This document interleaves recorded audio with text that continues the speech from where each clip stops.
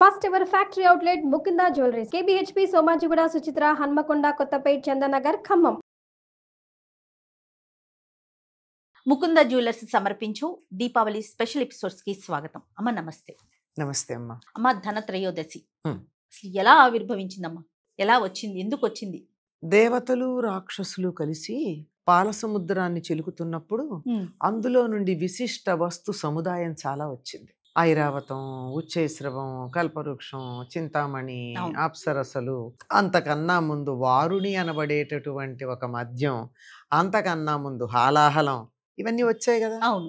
కానీ దేవతలకి తృప్తి లేదు. వాళ్ళు కావాల్సింది వచ్చేదాకా వాళ్ళకి తృప్తి ఎందుకు ఉంటుంది? అలా చేస్తూ ఉండగా అందులో నుండి ధన్వంతరి ఆవిర్భవించాడు. ధన్వంతరి దేవతల యొక్క వైద్యుడు. ఆయన ఆవిర్భవించాడు. ఆయన ఆవిర్భవించింది ఈ త్రయోదశి. అందువల్ల దీనిని ధన్వంతరి త్రయోదశి అంటారు. అది వాడుకలో ధనత్రయోదశి అయింది.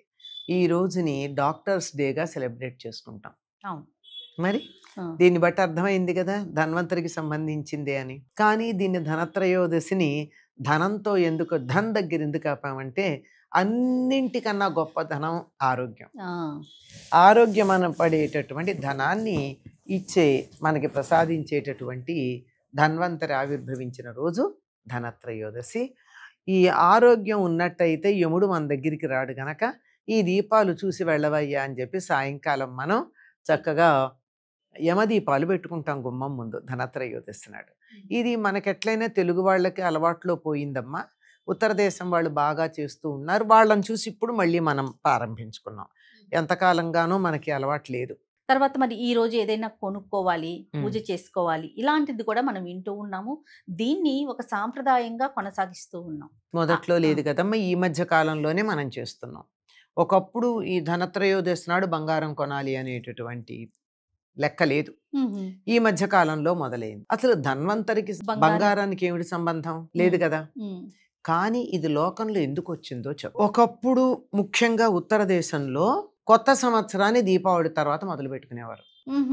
అందుకే కొత్త లెక్కల పుస్తకాలు రాసుకుంటారు. అవును అవును కదా. అక్కడి నుంచే మొదలు వాళ్ళకి. అక్కడి నుంచి కొత్త లెక్కల పుస్తకాలు మొదలు పెట్టుకుని కొత్త సంవత్సరం మామూలు ఈనాటి భాషలో చెప్పుకోవాలంటే ఫైనాన్షియల్ ఇయర్ అనుకుందాం. భారతీయులకి ఫైనాన్షియల్ ఇయర్ ఇది మార్చి కాదు, దీపావళి. అప్పుడు ఏం చేస్తారు, వాళ్ళన్నీ లెక్కల పుస్తకాలన్నీ పాతవన్నీ సెట్ చేసేసుకుంటారు. చూస్తారు, అప్పు ఎవరికన్నా తీర్చాలంటే వెళ్ళి తీర్చేస్తారు. ఎవరి దగ్గర అప్పు వీళ్ళకి ఇవ్వాల్సి ఉంటే వెళ్ళి తెచ్చుకుంటారు.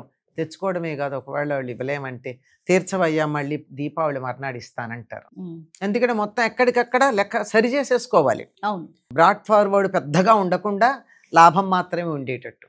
ఇలా లెక్క చూసుకున్న తర్వాత ఆ లాభం ఏదైతే ఉంటుందో ఆ లాభాన్ని మళ్ళీ మొత్తం పెట్టుబడి పెట్టకుండా ఎమర్జెన్సీకి ఉపయోగపడాలంటే దాచిపెట్టుకోవడానికి ఏం చేసేవారు, బంగారం కొనేవారు. అలా వచ్చింది. ఇప్పుడు ఏమైంది, 100 రూపాయలు లాభం వచ్చింది అనుకో అమ్మా.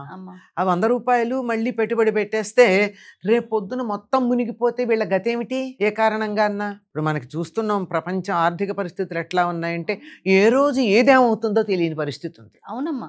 ఏ రోజు 100 రూపాయలు కూడా పనికొస్తాయో రాదో తెలియని పరిస్థితి అయితే అదే పరిస్థితిలో ఉన్నాం. అట్లాంటప్పుడు ఏమాత్రం విలువ తగ్గనటువంటిది ఏది ఉందంటే బంగారం మాత్రమే. కనుక బంగారం కొనేసుకుని పెట్టుకుంటారు. ఇది సాధారణంగా ఆడవాళ్ళు అడుగుతారని మనం పొరపాటు పడుతూ ఉంటాం. అవును, పొరపాటు పడుతూ ఉంటాం. అనగానే మనకి ఆడవాళ్లే కనిపిస్తారు. కానీ ఇంతంతలా గొలుసులు వేసుకున్న మగవాళ్ళు మీకు కనపడరా అమ్మా? ఇంతంత కంకణాలు, బ్రేస్లెట్స్, గొలుసులు, ఏమి గణేష్ చూపిస్తున్నాడమ్మా, నాకేం లేదు అనేసి. గణేష్ కు లేకపోవచ్చు, గణేష్ వ్యాపారస్తుడు కాదు కదా. కాదు, వ్యాపారస్తుడైతే వేసుకునేవాడు. అదే కదా. అంటే రేపొద్దున తనకు అప్పు ఇవ్వాలంటే ఒంటి మీద ఉన్న బంగారం చూసిస్తారు. వీడు ఇవ్వలేకపోతే 4 తన్ని వాడి బంగారం లాక్కుంటామని. ఎంత నమ్మకం, ఎంత కాన్ఫిడెన్స్ ఇస్తుంది. అందుకని బంగారం కొనడం అన్నది అలవాటు. తప్పనిసరిగా మొత్తం కాకుండా ఇంతన్నా మనం పక్కన పెడదామని. వాళ్ళెవరూ పొలాలు కొనరు. మీరు గమనించారో లేదా? వాళ్ళెవరికి పొలాలు ఉండవు. మహా ఉంటే ఒక ఇల్లు ఉంటుంది, ఎక్కువ ఇళ్ల మీద ఇన్వెస్ట్ చేయరు కదా. మొత్తం వ్యాపారమే కదా. ఎక్కడన్నా నష్టం వస్తే పడకుండా దాన్ని అసెట్ లాగా పెట్టుకుంటారు. అందుకని సరే ఆడవాళ్ళు ఇది అవకాశమే కదా అని రకరకాల నగలు చేయించుకుంటారు. ఆ రోజుల్లో ఆ విధంగా అంటే బంగారానికి కాస్త ఇన్వెస్ట్ చేసుకునేవాళ్ళు అంతే చేసుకునేవారమ్మా. ఇప్పుడైనా అదే సరైనటువంటి పద్ధతి ఏమో అనిపిస్తోంది. ప్రస్తుతం బంగారం యొక్క ధరవరలు గనక మనం చూసినట్టయితే అదే సరైన పద్ధతి ఏమో అనిపిస్తోంది. అది ఎప్పటికీ కూడా ఏమాత్రం అటు ఇటు తేడా వచ్చేదేం లేదు. అవును అవును. తక్కువ అయ్యేటటువంటిది లేదు. అవును. ఇప్పుడు ఆడపిల్లలు ఉన్నారు, ఉద్యోగాలు చేస్తారు, అవును. వెళ్ళి వాళ్ళకి వచ్చేటటువంటి దాచుకున్న 1,00,000 2 లక్షలతోనో పొలం కొనలేరు, ఇల్లు కొనలేరు. కొనగలరా? అస్సలు కొనలేము. రేపు ఎప్పుడన్నా ఉపయోగపడుతుంది, బంగారమే కొనుక్కోవడం మంచిది అని కొనుక్కుంటారు. కొనుక్కోండి, తప్పేం లేదు. కానీ అప్పు చేసి మాత్రం కొనకండి.